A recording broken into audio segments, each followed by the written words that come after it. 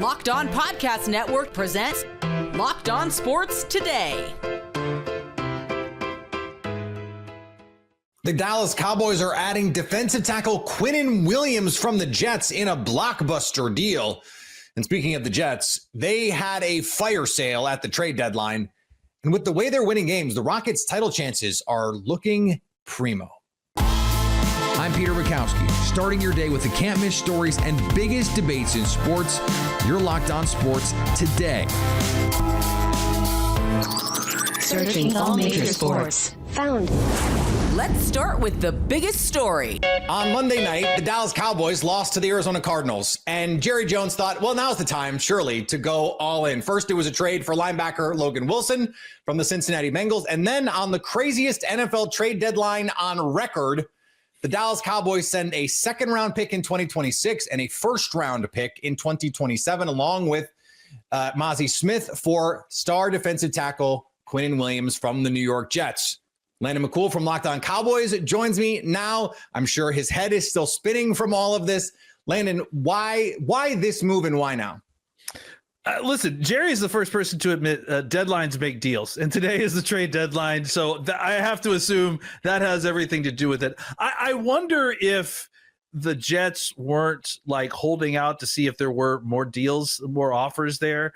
I'm just not sure exactly what the holdup was. I mean, because this deal makes, I mean, I think that the funny thing about it is that this deal makes sense for the Cowboys, whether they lose that game against Arizona or not, right? Because they're going to get Quinnen Williams for this year and for the next 2 years under contract. Yep. We'll see how the Cowboys decide to kind of deal with the future beyond that. But, you know, we had talked about it on the Locked On Cowboys show that this was a situation that no matter what happened in the Arizona game, the Cowboys couldn't be making trades, or at least big time trades that involve top 100 picks for rentals, right? For situations like that. And they did. They went out and got a guy that they have under contract for this year and 2 more years, and then after that they can figure out what they're going to do. But I think for the Cowboys, they were looking to improve the talent on their roster for the long term, and you know, obviously they are in a situation where they're no probably about it. They are out of the playoffs, whether it's mathematically or spiritually, or frankly it's both. And I think at this point the Cowboys are just trying to find a way to leverage the picks they got from your very happy Packers, to find a way to add talent to that defense. And I think if they were going to use all 4 picks for drafting, I think they would have probably missed on a couple and not been able to add the talent they want. I figured that one of these was going to be for a veteran. And I think if you're going to spend it, I think Quinnen Williams was a guy that was worth targeting. Yeah, you hope when you use a first-round pick or when you get a first-round pick in a trade that you have the opportunity to draft a player as good as Quinnen Williams. And the odds of you doing that are just very low. Now, we can talk about, okay, the Cowboys, they sent their pick versus sending the Packers pick in this package, and why they do this after trading for trading away Micah Parsons. They probably don't make this trade if Micah Parsons is still on the roster, but they have to deal with this on the roster right now, this season, right? So how does Quinnen Williams change their fortunes this year, if at all? I think immediately makes them a better run defense in the middle. I mean, that's one thing that they've kind of struggled with at times, ironically, especially considering of the Jerry Jones comments about the run defense and the trade with Micah Parsons. But I think immediately you get a guy who's probably your best run defender inside, maybe your best pass rusher inside as well. He'd be probably better than Osa Odighizuwa, who basically only does that. And I think that it allows you to kind of draw some attention away from a guy that you've got on the outside and Donovan Ezeraku that you really feel is coming on. At my podcast partner, Marcus Mosier, mentions that he is I think the last 4 weeks, he's the number 4 rated edge rusher according to PFF. So even more opportunity to kind of draw attention away from him a little bit. And I think, look, for this year, I mean, the Cowboys defense is so bad that even no one piece, even a great piece like Quinnen Williams or frankly, Micah Parsons was going to make this defense tolerable or even good, and maybe not even to the point where it's good enough to get them into the playoffs. So I think that it's going to be a slow rebuild. I think you wanted to get this guy in your building early because you want to kind of fit and create a culture and start to build around what he does well. And you've got some decisions to make about like the other guys that are in the inside, how you're going to handle Kenny Clark at the end of the season, what you're going to do with Osa Odigizua, how you're going to rotate all three of these guys. So I think there's some things to still kind of work out, and they're going to use the rest of the season to work it out. Quickly, the addition of Logan Wilson is not going to top the charts for anybody in terms of what's going to get clicks here, but just your top line thoughts on how this helps, or at least how this salves what has been an absolute glaring weakness for this team since Sean Lee, it feels like. Well, I think it's just you've got brutal play right now from there. It's just absolutely terrible. I think it just raises the floor. You've got Overshown coming back, hopefully after the bye as well. So hopefully between those two guys, you just raise the floor on that second level to the point where at least it's tolerable at this point. Stay up to date all year on the Dallas Cowboys by subscribing to Locked On Sports Today and Locked On Cowboys on your favorite podcast app. You know it's going to be entertaining as always. Your Locked On Sports Today. Coming up, the Jets are selling big. Before we get to that, it was a wild trade deadline. We got plenty more to talk about. The NFL season is rolling along, and FanDuel is making sure you're ready for the weekend with a can't-miss offer. Right now, new customers can bet just $5, and if your bet wins, you'll get $300 in bonus bets to use across the app. I love using FanDuel because it fits however I want to bet in the moment. Player props, building a same-game parlay, or even jumping in live as the action unfolds. It's quick, it's easy, and it's the best way to add a little more energy to Sunday. So are you ready to play? Download the FanDuel app now by visiting FanDuel.com to get started. That's FanDuel.com to place your first $5 bet. The Seahawks added some depth to the receiver room with some major speed from the Saints. The New Orleans Saints finally make a move at the trade deadline, sending wide receiver Rashid Shaheed to the Seattle Seahawks in return for 4th and 5th round selections in the 2026 NFL Draft. This does two big things for the New Orleans Saints. Number one, if you're going to send out talent like Rashid Shaheed, you better get good value back, and they did. They got a 4th and a 5th round selection this upcoming year's draft. That's a 3rd round value with the price that wide receivers were already moving throughout the day, especially Jacoby Myers. The New Orleans Saints outdid the market. So that's number one. Number two is that you were trying to recoup a little bit of what you gave up for Devon Vele, the wide receiver that the Saints have inexplicably underutilized so far this season. You got that value back. Plus, now you have the snaps available to actually get him more involved in your offense. So this is going to do a lot for New Orleans. Now they got to make sure that they use the draft capital correctly, which has not been their strongest suit over the course of the past few years, but maybe 2025 shows a little bit of a turning of that fortune as they move forward. Not sure if the New Orleans Saints are done here either, by the way. The Indianapolis Colts, according to reports, were, quote, in the mix for Saints cornerback Alante Taylor before landing Sauce Gardner. In the mix seems to imply that there were other teams that were a part of the conversation, and so New Orleans could potentially still be looking to get more deals done before the 3 p.m. Central, 4 p.m. Eastern time trade deadline. But now the Saints finally got something done and bring in some much needed draft capital to help with their ongoing rebuild. The Jags traded for Raiders receiver Jacoby Myers. All right, instant reaction. Headed to the barbershop to get a haircut, and I found out the Jaguars have traded for wide receiver Jacoby Myers from the Las Vegas Raiders. I actually told Q Myers from Locked On Raiders, don't be surprised if the Jaguars trade for a player right after they played the team, because this is like the 3rd time it's happened. It happened with the Saints, and it happened with the 49ers, even though that was a practice squad quarterback. But this instantly helps the Jaguars at a need position right now because of injuries, and likely just the kind of move that they needed to make anyway to lift up and boost that entire room. Interested to see what the compensation is, but we'll have a full report on Locked On Jaguars later on today, as well as an episode of Locked On NFL where we will discuss all of the trades and all of the moves that every team is making. Now I'm going to put my eyes back on the road so I don't get in trouble. We'll see you later here on Locked On Jaguars, your team every day. Over in the NBA, the Bulls and 76ers, two of the East's best so far. Am I reading this right?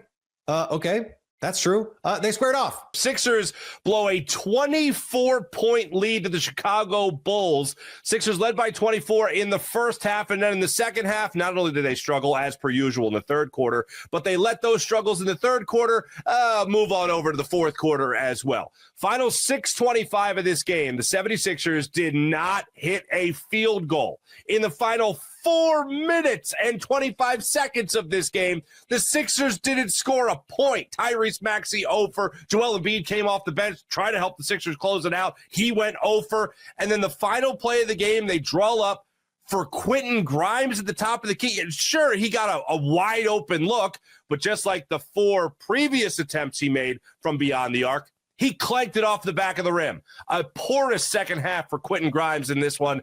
And on that final play, Nick Nurse had Tyrese Maxey as the farthest Sixer away from the basketball. It was a fire sale for the New York Jets. First, Sauce Gardner headed to the Indianapolis Colts. Then Quinnen Williams to the Dallas Cowboys. Luckily for us, our pal John Butchko from Locked On Jets, not in any of those trades.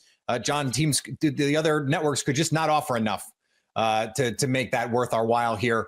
But let's talk about this wild day for the New York Jets. Okay, it's a bad team.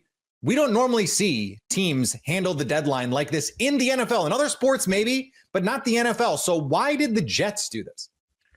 I was shocked. I spent my Tuesday show on Locked On Jets saying that the Jets were not going to have a big fire sale, that they just re-signed Sauce Gardner to a big extension, so it would make no sense to trade him and take all that dead money. That a Quinnen Williams deal would require a new team to sign him to a new contract. Now, in fairness, he was dealt to the team with Jerry Jones, so that's a bit of a wild card. I think what you saw was a new coaching staff just decide that they were going to start from scratch. And if you look at the deals, I mean, I think the Jets did pretty well in what they got. I mean, I would have guessed Sauce Gardner would have fetched you 2 first-round picks. I mean, I think that's the going rate for an all-pro player at a premium position. But I thought they did very well for Quinnen Williams. I mean, Quinnen Williams is a guy who's approaching 30. He is a guy who, very talented player, but he's going to need a new contract in a year. His contract is up after next season. And now suddenly the Jets not only will have a high first-round pick this year, but over the next 2 drafts, they will have 8 picks in the first 2 rounds. And, it always comes down to whether or not you hit on the picks. Jimmy Johnson made the famous trade with the Vikings for Herschel Walker. And he always said that the most important part of the trade was that we drafted the right players with the picks we got. So, with the Jets, it's always a question of, can they draft effectively? And, that's been a very mixed bag through the years. But in theory, the Jets just acquired assets that could turbocharge a rebuild. Okay, and if you're glass half full, that's the case. If you're glass half empty, which if you're a Jets fan at this point, I mean, how could you not be? Given the way this has gone the last few years, when it felt like they were moving in the right direction. You go back to 2022 when they had 3 first-round picks, and Sauce Gardner was one of those guys, was one of those picks, and ultimately you're not good enough to make that pay off. So why, if you're a Jets fan, are you expecting this to be any different? That's the question. And I mean, you could go back 5 years in 2020 when they traded Jamal Adams to the Seattle Seahawks, and had, all these draft picks, not quite as many as they do now, but they had all these draft picks, and the cap situation was clearing up, so they'd have a ton of cap space. And this is kind of the problem with the Jets, is they have been selling some version of this for the last 15 years. And that I don't have a good answer to, because this is the Jets are not a franchise with a lot of credibility, because the Jets have constantly told us, just wait a couple of years. We have all these assets. It's going to get better. This one goes back to Mike Maccagnan. They didn't have as many picks with Mike Maccagnan, but they had a high first round pick. They always had a lot of cap space. I mean, you go back to John Idzik when he was the GM in 2013 and 2014. We have 12 draft picks. It's actually a famous draft class that John Idzik had in 2014 when they had 12 draft picks. They call it the Idzik 12. And of those guys, Quincy Enunwa had the best career. They had a lot of draft picks that year. So, this is I've talked with a couple of friends of mine who are Jets fans, and I've said that, in theory, I see what they're doing. It's just, I feel like we've been down this road before a lot. Now, in fairness, it was a different regime. It wasn't Aaron Glenn. It wasn't Darren Muji. But yeah, I think it's fair if you're a Jets fan to say, how's this different from any of these other times? And aside from new people in charge, it seems a lot like the stuff we've been through year after year after year. It is also a situation where, okay, you'd like to be able to do what, say, maybe the Cleveland Browns would do in a couple of weeks and see what Shedeur Sanders has, what the Saints are doing with Tyler Shuck. The Jets signed Justin Fields to a contract. They don't have that guy to turn to, and they just traded one of their best young players. So what is the point here, John, of the rest of the season for the New York Jets? The Jets have a surprising number of first and second year players getting significant playing time. So it's really about developing the young guys. Now, there are the guys who have been early picks. The last 2 years, they've drafted a tackle in the first round, Olu Fashanu a year ago, Armand Bamboo this year. But I mean, you have young guys up and down the roster right now. You've got guys like Arian Smith getting big playing time, Jawan Briggs, who they acquired from the Cleveland Browns, Jarvis Brownlee Jr., who they acquired from the Tennessee Titans. There are a lot of, and now with Sauce Gardner gone, the third round pick is Arie Thomas steps into the starting lineup. He was like the one young guy the Jets had who wasn't really getting a lot of playing time. So it is a very young roster. And now you are loaded with draft picks over the next couple of years. So I think it's all about player development now for the Jets. I mean, look, the Jets had 3 of the top 100 players in the NFL. We did that, back a few months ago. We at Locked On did a list of who the top 100 players in the NFL were. The Jets were actually like middle of the pack with 3 top 100 guys. You just traded 2 of those guys in one day. So this was already a defense that was really struggling. You just traded the 2 best players away. I mean, look, there are not going to be many wins the rest of the season. This is a team that's already 1-7. So it's really just hoping you can develop some of these young players into contributors. And there are quite a few young players getting significant snaps on this team. Stay up to date all year on the New York Jets by subscribing to Locked On Sports Today and Locked On Jets on YouTube or your favorite podcast app. Coming up, the Rockets offense is surprising all of us. Despite the lack of a true point guard, the Rockets have been winning games with their offense, not their defense, to begin the season. Locked On NBA host Matt Moore and Hayes debate if the way Houston is scoring changes their title chances. So, Hayes, you've kind of planted your flag as the Houston Rockets guy on the show, so I want to start with you here. Do you agree with Jackson that this is kind of the Rockets' floor? And if it is, what does that mean for their title chances here? I mean, I would hope that this is not their floor because, I mean, I get it, beating your chest 4 games in a row is great, but they've beat Brooklyn, Toronto, Boston, and Dallas. So I think we got to see better competition before we can establish a floor quite yet. And that's even with me being a guy that's really big on the Houston Rockets. Now, benefit is they're number 1 in offensive rating. They're still top 10 in defense rating. And as we've seen, if you can be top 10 in offense and defense rating, it's a pretty good sign that you're going to be a good team. Now, it's still way early in the season to be looking at that and taking it wholeheartedly yet. So I don't think we've seen a floor established. And I'd say we probably haven't seen a floor established for most NBA teams. It just isn't a large enough sample size with as many teams as you need to face before we can say that, in my personal opinion. Yeah, beating Dallas without Anthony Davis in a close back and forth ugly battle, I'm not necessarily going to be real excited about. However, I got to say, if we look at schedule adjusted, right? So let's look at who they played and how they performed. And even with the 24th ranked defensive strength of schedule, they are still second in offensive rating and second in defensive rating over WC3s. And this to me is the most impressive part. So they're 21st in turnover rate. Like that was the whole thing for us, right? Like a lot of us were like, hey, no Fred VanVleet. They're going to turn the ball over. It's going to be sloppy. And it turns out like, no, like you just need someone to dribble up the floor. And yeah, you might turn the ball over a little bit, but as soon as it gets into Alperen Şengün's hands, you're good. And Amen Thompson has been phenomenal. He was incredible last night. He was so good last night, man. Tari Eason, by the way, is shooting 57% from 3. Probably not sustainable, but pretty good to have a stretch 4 who can defend like that. They're first in offensive rebound rate. They're first in free throw rate. They're first in opponent free throw rate. They're 9th in EFG. These are the 4 factors that everyone talks about as far as being like the key numbers towards winning. They make shots. They draw fouls. They don't foul you. They rebound the basketball. That's great basketball. And it doesn't really matter the turnover rate. This Rockets team, even with the strength of schedule, I am very impressed with the start. We know what the Houston defense can and does look like. When they made the Kevin Durant trade, they did not trade foundational defensive players, though Dylan Brooks, of course, can be a pest defensively. This is still about the million wings that they can throw at other teams. They're going to be able to get this all together defensively, but they're playing with some new pieces, some new rotations. And of course, the injury to Fred VanVleet, though he was also not a defensive anchor. The question was going to be, what's going to make the offense coalesce? What's going to bring everything together? What is going to stir the cocktail all in? And it's all blended wonderfully. It's just been, you put it in the martini shaker and you pour it in the glass. It's been ready to go from the rip. I don't know how you could watch this Rockets team play and not think that team is capable of beating anybody in a 7-game series. And you know, they have that Kevin Durant guy. He's still pretty good too. And finally, Tom Brady says his new dog, Junie, is a clone of his late pup, Lua. He worked with Colossal Biosciences, the company he invested in, the one that just bought a pet cloning outfit, to make it happen via a simple blood draw before Lua passed. Maybe you think it's weird, but it kind of tracks for Brady, who spent a career outwitting Father Time. Now he's doing it off the field, one cloned puppy at a time. I guess this is dystopian stuff.